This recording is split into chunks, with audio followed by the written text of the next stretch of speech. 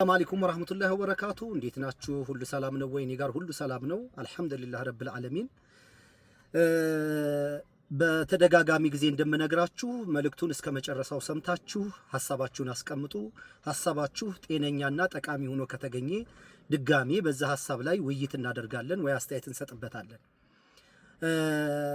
ለወገኔ ፎይ ኢትዮጵያዊ ስለሆንክ አንድ ነገር ልንገር ስለኔ አንተ ራስህ ፈትሸህ መርምረህ ልታቀበት የምትችለው ድል የለህም።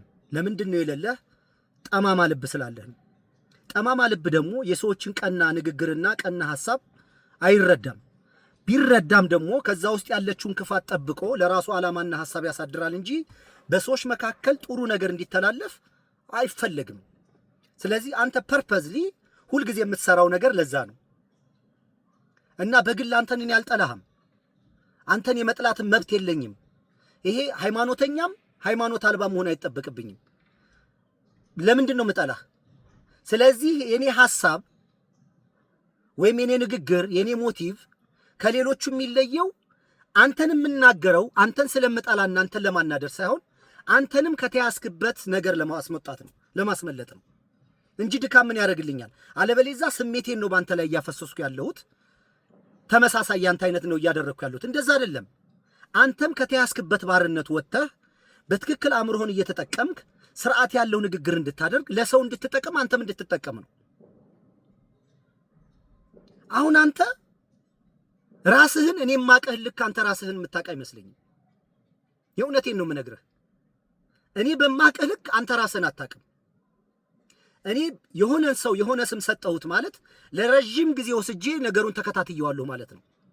በቃ አንተ ጠማማ ሰው ነህ። አላህ ከዛ ጠማማነት እንዲያቀናህ ጆሮና አይምሮህም እንዲከፈት ቀና ቀናው እንድታስብ ከሰው ወንድሞችህ ከእህቶች ጋር በሰላም እንድትወያይ አገር እንዳትበጠብጥ ምክር እየመከርኩህ ነው። አንተ ጋር የመጮህ አይደለም ፍላጎቴ። ወደ አነሳው ሐሳብ ወደ ኋላ ሄዳለሁ። አሁን አንተ መጀመሪያ እኔ ኢቲስት አልነበርኩም። ኢቲስት ሁኜም አላቅም፣ ልሆንም አልችልም። ስሪቴ በራሱ መንፈሳዊ ነው። ኢቲስት ሆኖ ክርስቲያኖችን እንደ ልቡ ሲናገር ነበር አልክ። መቼ? የትኛው ላይ? ለምሳሌ ክርስቲያን ሲባል ማስረጃ አታቀርብም። አንተ ምንድነው የምትፈልገው? አሁን እቺን ነገር ተጠቅመህ በእኔና በውስጥ አዟሂድ እሱን ወደ ኋላ መጣበታለሁ። ይሄን ክርስቲያን የሚለውን ላብራራ። ክርስቲያን ምን? ካቶሊክ፣ ኦርቶዶክስ፣ ፕሮቴስታንት የትኛውን? አሁንም ዓላማህ ጠማማ ስለሆነ እኔ ላቃና እኔ ስተች ስቆጣ የነበረውን ነገር ልንገርህ። ለምሳሌ እኔ ፕሮቴስታንቶች ኦርቶዶክስን ሲሳደቡ ነው ላለሁኝ ብዙ ሰዎች ኦርቶዶክስ ጠበቃ አድርገው ይቆጥሩኛል። እንዲያውም ለኦርቶዶክስ ያለኝና አክብሮትና ስሜት ለማሳየት ሃይማኖት የሚባለውን ነገር እንደው በቃ ዝም ብሎ ማንም ሰው እየሄደ ማድረግ ይችላል የሚነውን ነገር ለማሳየት የአላፋት መዝሙር ሂጃብሪያቸው ተሳትፌያለሁ። እንግዳ ሁኜ መስቀልን ማንጠልጠል ምንም ችግር የለውም ብዬ እንደውም እኔም ልጆቼ ላይ አድርጌ ያሳይቻለሁ። ዓላማው ምንድነው?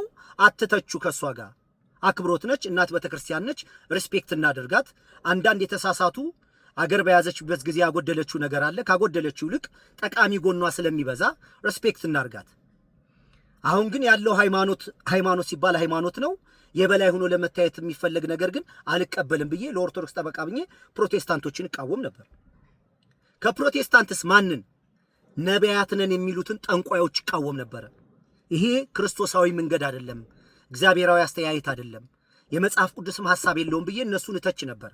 ሁለተኛ ዘፋኝ ዘማሪዎችን እተች ነበር። በጠቅላላው የአቤል አቡናና ያመን አይማት እንኳን ባይሆን የአማን አይደለ የአቤል አቡና አይነት ተቆርቋሪነት አለኝ፣ ግን በማስተዋልና ስርዓት ባለው መንገድ ነው የምናገረው። ከዛ ከሃይማኖት ወጣሁ።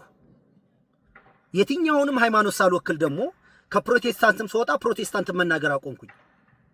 ጸረ ሃይማኖቱኝ ለረጅም ጊዜ ሰራው። ከዛ በኋላ በማደርገው ጥያቄና መልስ የሙስሊሞች ሐሳብ ገዢ ሐሳብ ሆኖ ስለተገኘ ራሴን ለዛ ነገር አስገዛው። አሁንም እኔ እንዳንተ ደንቆሮ ጉር አይደለሁም። እስልምናንም ስቀበል አንደኛ እንደ መመሪያም ቆጥረው ቁርአንን ነው።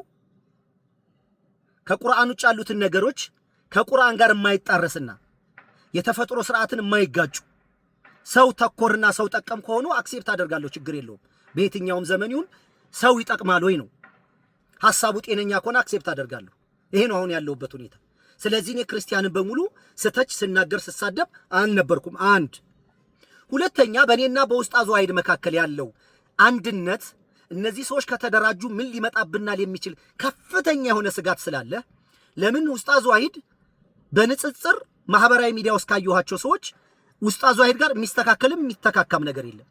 ጎበዝ ነው፣ ስርዓት አለው፣ በትክክል ነው የሚያወራው። ከክርስቲያኖች ጋር ሲነጋገር ሰላማዊ በሆነ መንገድ ነው። አንድም ቀን ሲሳደብ ሰምቼው አላውቅም።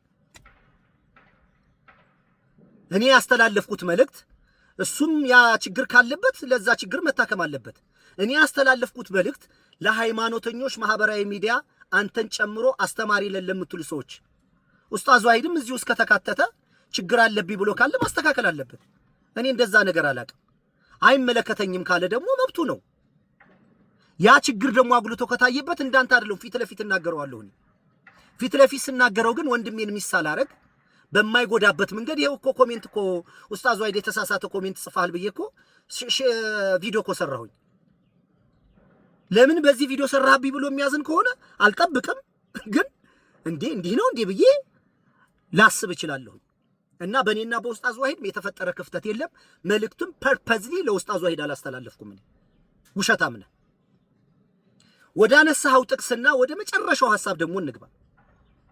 በእስልምና መጠየቅ ወንጀል ነው፣ እንደውም አላህ ራሱ ብትጠይቁኝ ከሃዲዎች ናችሁ ብዬ ምን እላለሁ እቆጥራለሁ ብሏል ብለህ ምን አይነት ጠማማ ሰው እንደሆንክ፣ ምን አይነት ክፉ እንደሆንክ አሁን እኔ ካነሳሁት ሐሳብ ላይ እንኳን ሰው አላህም ተጠይቋል ብዬ አላህ በመላእክት እንደተጠየቀ፣ አላህ በነቢያቶች እንደተጠየቀ፣ አላህ በሰው እንደተጠየቀ ማስረጃ አቅርቤያለሁ ቁርአን ውስጥ። አንተ ወደ አነሳው የቁርአን ሐሳብ ውስጥ እንሂድ። ያ ሐሳብ የሚለው ምንድን ነው?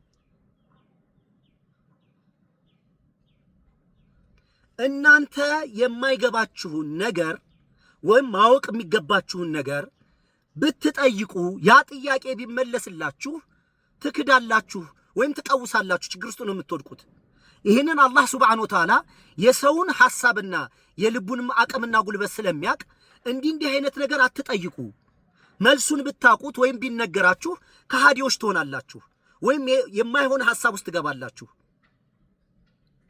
ስለዚህ አላህ ለሰው ልጆች ባለው እዝነትና ምህረት የማይገባ ጥያቄ አትጠይቁ። ይሄ ጥያቄ ውጤቱ ከሃዲ ሊያደርጋችሁ ይችላል፣ ወደ ሌላ መንገድ ሊያስወስዳችሁ ይችላል እንጂ አትጠይቁ። ብትጠይቁን ከሃዲ ናችሁ የሚል ጽንሰ ሐሳብ አለ እዚህ ውስጥ።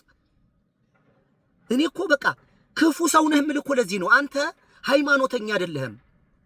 በእርግጠኝነት ከራስህ ሌላ ጀርባ አለ፣ ሌላ ተልኮ አለ። አሁን እኔን ከዚህ በፊት ምንድን ነበር ስትል የነበረው?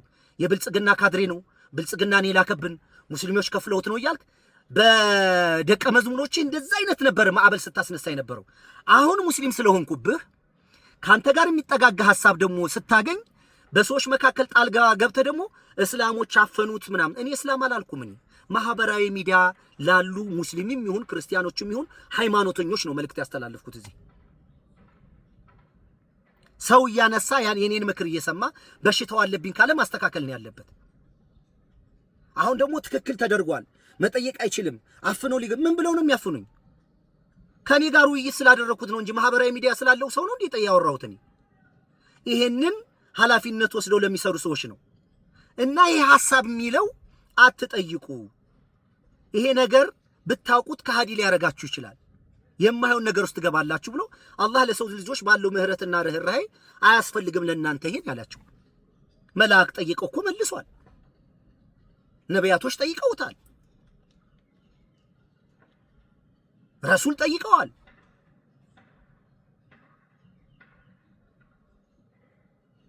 ግን አንተ አላማህ ሐዲስ ላይም ቢስልህ የሐዲስም ጥቅስ መጣ። እኔ ሐዲስም ላንተ በእኔን ልምጥምጥ ሰው አይደለሁም። ከተፈጥሮ ስርዓት ጋር የሚጋጭ ከሆነ የሰው ሰብአዊ መብት የሚነካ ከሆነ እኔን ከሰው የሚያገለኝ ከሆነ ከተፈጥሮ ሐሳብ ጋር የሚጋጭ አልቀበልም። ማን ያስገድደኛል? በእርግጠኝነት ግን ቁርአን ውስጥ የሚጋጭ ነገር የለም፣ የሚጣረስ ነገር የለም። የሰው ትርጉምና የኛ ነገሩን ያየንበት መነጽር ካልሆነ በስተቀር የለም ማውጣት አትችልም። ለምንድን ነው ሁል ጊዜ አንተ ሐዲስ ላይ የምትልከሰከሰው? ቁርአን ላይ መምጣት አትችልም። ቁርአን ላይ ደግሞ የሚል አቋሜን ስታክ ከቁርአን ጥቅስ ጠቀስክ። እኔ ደንቆሮ ደነዝ መሰልኩ እንዴ? ገልጬ እኮ አነባለሁ። አንተ እጅ ላይ ያለው ቁርአን እኮ እጅ ላይ ያለ እና በቅንነትም ስለማወራ በጣም ደስ የሚለኝ ነገር ቁርአን ውስጥ ይሄ አላህ ገር አድርጎ ነው ነገሩን ያቀረበው። ለዚህ ነው ረሱል ነብዩ መሐመድ ሰለላሁ ዐለይሂ ወሰለም ቀጥታ የተቀበሉትን ወይም በልባቸው የመጣውን ሐሳብ ሳይቀንሱ ሳይጨምሩ ስላስቀመጡት የሰው እጅ የለበትም። አንዳንዴ ነገሮች ሰዎች የሚረዱበትና የሚገነዘቡበት መንገድ ካልሆነ በስተቀር ጠማማ ሐሳብ የለውም። አሁን ይሄንን ጥያቄ ለምን ጠይቃችኋለሁ? ይሄን ነገር አትጠይቁ። ብትጠይቁ ውጤቱ ከሃዲዎች ያደርጋችኋል። እንደ ሰው ማወቅ የሚገባው ልክ ነው እንጂ የማያውቀው እያራቁ እያሳብ ወደፊት ምን ይሆናል እንደዚህ ይሆናል ወይ ምናም ተብሎ ለመላእክቶች እኮ እነዚህ ሰዎች የጠየቁትን ጥያቄ መላእክቶችን እኮ ነግሯቸዋል። እኔ ከናንተ በላይ ስለማቅ ብሎ ሉዓላዊነቱን አሳይቶ መላእክቶቹም ደግሞ እንደ ሰው ስድ ስላልሆኑ ጨዋ ስለሆኑ ሰሚትን ያደረጉት። አንተ ግን ቁርአንን አንብበህ እንዴት በዚህ ልክ ጠማማ ሆንክ? የነየኸው ነገር ነው። ቁርአንን ያነበብክበት ሙስሊም ወንድሞችን ለመበጥበጥ፣ ለመስደብ፣ ለማዋረድ አገር ለመበጥበጥ ስለሆነ ዓላማ ከተባለበት አውድ ውጭ እየወጣህ የምትለፈልፈውና የምትቀባጥረው ለዚህ ነው። ይኸውልህ እፎይ፣ እኔ በጣም ጥሩ ስብዕና ያለኝ ሰው ነኝ። እማወራው ነገር በሙሉ ሞቲቪ አንተን አታክ ለማድረግ፣ አንተን ለማሳዘን፣ አንተን ለማዋረድ፣ አንተን ለማሳነስ ከሆነ ፈጣሪ ነው የሚያውቀው። እንደኔ ከንቱ ሰው የለም ማለት ነው። እኔ ውይይት እንደሰለጠነ ሰው እናውራ።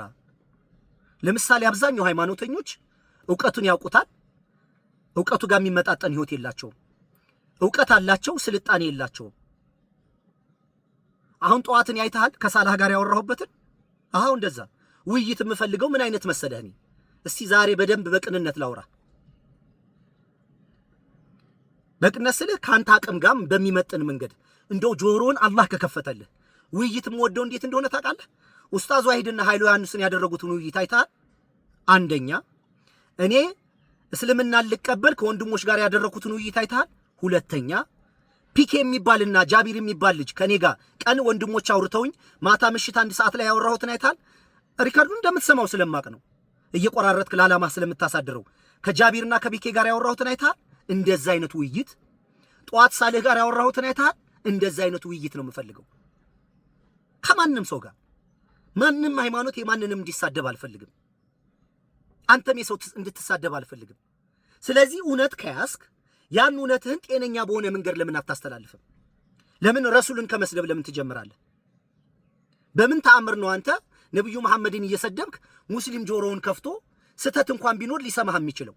የሚወዱትን ነገር አክብረህ ያንን ነገር ከአክብሮት ተነስተህ ይሄ ነገር እንዴት ነው ብለህ ብትወያይ ተመልካችም ሐሳብህም ገዢ ይሆናል። ሰው ሊያዳምጥህ ይችላል። አሁን እኮ የሚያዳምጡህ ልክ እንዳንተ አይነት ኢትዮጵያ መበጥበጥ የሚፈልጉ በክርስትናና በእስላም መካከል ጠብ ተነስቶ ልክ ህወሓት እንደሚያደርገው አክሱም ላይ እንደዛ ነው ያንተ ዓላማ። አንተ አገር እንድትበጠበጥ እስላምና ክርስቲያን እንዲተራረር ነው የምትፈልገው አይደለም። አንተ ሙስሊሞች ቁርአንን አጣሞ የሚረዱበት መረዳት አለ። ከዛ እንወያያለን። አሁን እኔና ሳላህ አወራን፣ በቃ ወንድምነታችን ለምን ይቆማል? ወዳጅነታችን ለምን ይቆማል? ነገ ከነገ ወዲያ ሐሳቤ ከገዛው ሐሳቡ ከገዛኝ እንቀጥላለን። አሁን አንድ ልጅ ቁርአኒስት የሆነ ልጅ አለ ከኡስታዞች ጋር ቻሌንጅ የሚያደርግ አንድም ቀን ሲሳደብ ሰምቼው አላውቅም። ጨዋ ልጅ በቃ ስሙን ረሳሁት። አቀብሉኝ በእናታችሁ፣ ኮሜንት ላይ ጻፉልኝ።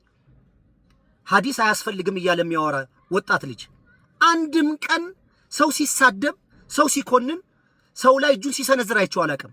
ሐሳቡን ሳይፈራ ሳይደነግጥ ጤነኛ በሆነ መንገድ ኤቪደንስ እያቀረበ ነው የሚከራከረው። እኔ ኢንሻአላህ ወደፊት አንድ ቀን ላወራው እችላለሁኝ። ሳወራው ግን ሐሳብና አመለካከቴ እንደሱ ከሱ ጋር አይጠጋጋም። እኔ በጣም ሰልጠን ከነገሩ አያስፈልግም ያስፈልጋል በሚል ጀጅመንት ውስጥ አልገባም። እኔ ይጠቅማል አይጠቅምም እጠቀማለሁ እኮ። እኔ ለምሳሌ ሐዲስን አይቀበሉና ከሐዲስ አንዳንድ የምጠቀማቸውን ነገር አሁን ሐዲስ ስለ ዲሲፕሊን ያወራቸውን በሙሉ ተጠቀማለሁ። ዲሲፕሊን ጋር በተያያዘ ያወራቸውን የተነተናቸውን ነገሮች አክሴፕት አደርጋለሁ። ከተፈጥሮ ስርዓት ጋር የሚጋጭ ነገር ግን አልቀበልም። እኔም ደግሞ ቫልዩ እንዲኖረኝ ይፈልጋለሁ። አሁን ለምሳሌ እስልምናን ስቀበል ውዱ ሳረግ አፍንጫ ይከፈታልኩኝ። እኔ ብቻ ነኝ ይሄ ስሜት ያወቅኩት። የኔን ሐዲስ የኔን ህይወት ይሄ ለኔ የገባኝን ለኔ የታየኝን ነገር የሰው ሁሉ አድርጌ ማብራራት አልችልም። እኔ ነኝ የተሰማኝ፣ ምንም ማድረግ አይቻልም። ይሄንን ሰዎችም እውነትም ብለው የመቀበል ግዴታ ያለባቸውም ሐሰትም ነው ብለው እኔን ማስጣል አይችሉም። እና ያ ልጅ ቁርአን ብቻ በቂ ነው የሚለው ሰው ሲሳደብ ሰምቼው አላቅም። ማንንም ሲተች ክፉ ሲናገር ሰምቼው አላቅም። ሐሳቡን በሐሳብ ያስቀምጣል። የሰለጠነ ልጅ ነው እሱ። እኔ በጣም ነው የማከብረው። ሐሳቡን በእንደዚህ አይነት በተደራጀ መንገድ በስርዓት መልክ የሚያስተላልፍ ልጅ በጣም ነው የማከብረው። አንተ ከሱ ተማር። አንተ በእውነት እኛ እንድንማር እኛ ሐሳብ እንድንለውጥ ከተሳሳተ መንገድ ለማቅናት ከፈለክ ጤነኛ በሆነ መንገድ ሐሳብህን አቅርብ። ሌላ አንድ ሳረሳው ማቀርበው እኔ መዲና ሄጄ እስልምናን በንጽህና ማማት አይቻልም፣ ሽታ የሚባል ነገር የለም ብዬ ስለአሁን ነው ያወራሁት። ስለአሁን እኔ መዲና ሄድኩት እኮ ዛሬ 1 ወር ከምናምን አይደል። ሙስሊምን በንጽህና ማማት አይቻልም ሲል በአይኔ በብረቱ ይጄ እኮ አይቼ ያየሁትን እኮ ነው የተናገርኩት። 5.1 ሚሊዮን ህዝብ ጋር ሰግጄ ሽታ የሚባል ነገር የለም፣ ንጹሆች ናቸው። ምን አይነት ኮሚትመንት ነው? ምን አይነት ዲሲፕሊን ነው? በምን አይነት መንገድ ቢማሩ ነው? ሁለተኛ ሶላት ሊሰገድ ሲል የነበረው ግርግርና ጩኸት ተስተካከሉ፣ ክፍተት ዝጉ የሚባለውን ድምጽ ሲሰሙ በሆነ ሰከንድ ውስጥ የሚለወጡት መለወጥ አስገረመኝ። ያ ሁሉ ሰው እየሸና ካካ ያለ ያራ ሽታ የሚባል ነገር የለም ብዬ አስቀምጥኩ። እኔ ያየሁትን ነው። አንተ ምን አልክ? ሐዲስ ላይ ሄደ የዛሬ ስንት ዓመት የተጻፈውን ነብዩ መሐመድና እኔ በግበግን ሸት ነበር ብሏል፣ አንዱ ለአባቱ ይነግረዋል ብለህ ጥቅስ ጠቀስክ። ከዛ ገብቻ ያየሁት ነገሩን ለምን ዝቅ ብለህ ማንበብ ተሳነ? በግበግ እንሸት ነበር ብሎ ልጁ ለአባቱ የነገረውን ሳይሆን ምንድን ነበር ለብሰው ሄዱት? የኔና ያንተ ወንድሞች የኔና ያንተ ወገኖች ከአዲስ አበባ 130 ኪሎ ሜትር ደብረ ብርሃን የሚባል ሀገር የሚለብሱት የበቆዳ ነው የሚለብሱት። ኮፍያ አይተሃል? ዝናብ ጠብ ሲልበት ባጠገባቸው ለፍ ልትወድቅ ትችላለህ። በግበግ ነው የሚሸቱት። ምንድን ነው የለበሱት? ሱፍ ነው የለበሱት። ሱፍ ማለት ያኔ ምንድን ነው? ከበቆዳና ከከብት እንስሳ የሚሰራ ልብስ ነው። ዝናብ ሲለሸተው ይሸታል። የለበሱት ልብስ ሱፍ ነበረ ይላል። ለምን ዝቅ ብለህ አላነበብከው? ግን ጠማማ ስለሆንክ ሰዎችን ማጣመም ስለሆነ አላማህ ነገሩን በትክክል አትገነዘብም። አሁን የምንለብሰው ሱፍ ውሃ ራሱ ያሳልፋል፣ አይረጥብም። ቴክኖሎጂ ሄዶ እዚህ ደረጃ ደርሷል። እስልምናም ስለ ንጽህና አስተምሮ አሁን ያለበት ሁኔታ ይሄ ነው ብዬ አሁንን ያወራሁት። ስለ አሁን መልስ የለህም። ያልኩት ነገር ገብቶሃል? ያስተላለፍኩት መልእክት ተረድተሃል? ጠማማ ስለሆንክ ግን ነገሩን ለሌላ ነው የምትረው። ይሄ ወንድማችን አዲሱ ሰለምቴ ኡስታዝ እስላም አይሸትም ሽታ የለም ይላል ብሎ ነብዩ መሐመድ ራሳቸው በግበግ እንሸት ነበር ብሏል ብለህ ትላለህ። አንደኛ እሳቸው አይደለም ያሉት፣ አብሯቸው የነበረ ልጅ ነው ለአባቱ የነገረው። የለበሱት ሱፍ ነበረ። ሱፍ ደግሞ ዝናብ ሲያርፍበት እንደዛ ይሸታል። እናኛ ደንቆሮንን ማናቅ መሰልነ? ግን መቼ ነው አንተ ወደ ልብህ የምትመለሰው? መቼ ነው ሰው ሁነህ የምትሞተው? መቼ ነው የምትስተካከለው? ተስፋ አደርጋለሁ ሰው ልጅ ይለወጣል። እኔ በሃይማኖት ተስፋ ቆርጬ በነበረ ሰዓት አትሊስት እኔ ሃይማኖተኛ አይደለሁም፣ አማኝ ነኝ። የሃይማኖት ስሙ ቢሆንም እኔ አማኝ ነኝ። በማቀው ልክ መኖርን ምፈልግ አንድ ነገር አወኩ አይደል? መኖር አለብኝ። ካልኖርኩት ባላቀው ነው የሚሻለው። የእናንተ ትልቁ ችግሩ እዚህ ማህበራዊ ሚዲያ ያላችሁ ሃይማኖተኞች በኢትዮጵያኖች መካከል ጠብ እንዲዘራ ነው። አንተንም የሚመስሉ ሙስሊም ወንድሞቼን በአደባባይ ተቆጥቻቸዋለሁ፣ ገስጫቸዋለሁ። እፎይ ሲሳደብ በሽታ እናንተ ስትሳደቡ ጤና ሊሆን አይችልም ብዬ። ግን አንተ ልጁ በጠቅላላ ምንድነህ? ጠማማ ነህ። ከዛ መንገድ እንድትወጣ አይ ሆፕ ለትለት ተጋለሁ በእንደዚህ በድምጽ ያንተ ሰይጣን ያንተ አጋንንት በጸሎት የሚፈርስ አይመስለኝም። ግን በተሻለ መጠን በቀናነት ከሰዎች ጋር ለመወያየት ጥረት አድርግ። ጠማማ አትሁን እና ያነሳው ሐሳብ ብዙ ቤት አይመታም።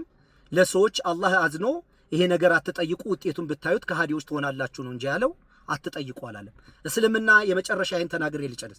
እስልምና ዕውቀትና ኢማንን እንዴት አድርጎ እንዳስቀመጠው አላህ ሱብሓነሁ ወተዓላ የሰው ልጅ አእምሮ ሰጥቶት አንደበት ሰጥቶት አይን ሰጥቶት ጆሮ ሰጥቶት ይሄ አእምሮውን ካልተጠቀመ ክፉ ሰው ነው ይላል። ስለዚህ በእስልምና መጠየቅ የማያውቁትን አላቅም ማለት የሚያውቁትን ደግሞ በስርዓት ማስረዳት የእስልምና መርህ ነው። እስልምና በጣም ደግሞ ደስ ከሚለኝ ነገር ከልብህ ያልጀመረ ነገር ተቀባይነት የለውም። ንያ የሚባል ነገር አለ። አንተ ጠማማ። ስለዚህ እስልምናን የሚከተል ሰው ለይተህ ወቅ እና በሰላማዊ መንገድ ለመወያየት ጥረት አድርግ። በወንድሞች መካከል ጠብ አትዝራ። አገር አትበጥበጥ፣ እኛንም አትበጥበጥ፣ ራስህም አትበጥበጥ። እስቲ ለመጀመሪያ ጊዜ አሁን ቪዲዮ ቆራርጣችሁ ታሳድር። በቃ ጆሮህን በቃ ፈጣሪው ጆሮህን ክፈትልኝ ብለህ ለመስማት ጥረት አድርግ እና አይሳካልህም። እኔ የገጠምኩትን አይተሃል አይደለም? አሁን ማንንም አልፈራም ማለት ማንንም እሳደባለሁ ማለት አይደለም። ባለጌኔ ማለት አይደለም። በእውነትና በሐቅ ግን ከማንም ጋር ጋፈጣለሁ። እኔ እንደዚህ አይነት የደነደነ ስለንቦና ያለኝ ከማንም ገንዘብ አልፈልግም። እኔ ሰዎች በበጎ ፍቃድ የሚያደርጉት ነገር ካለ ያድርጉ።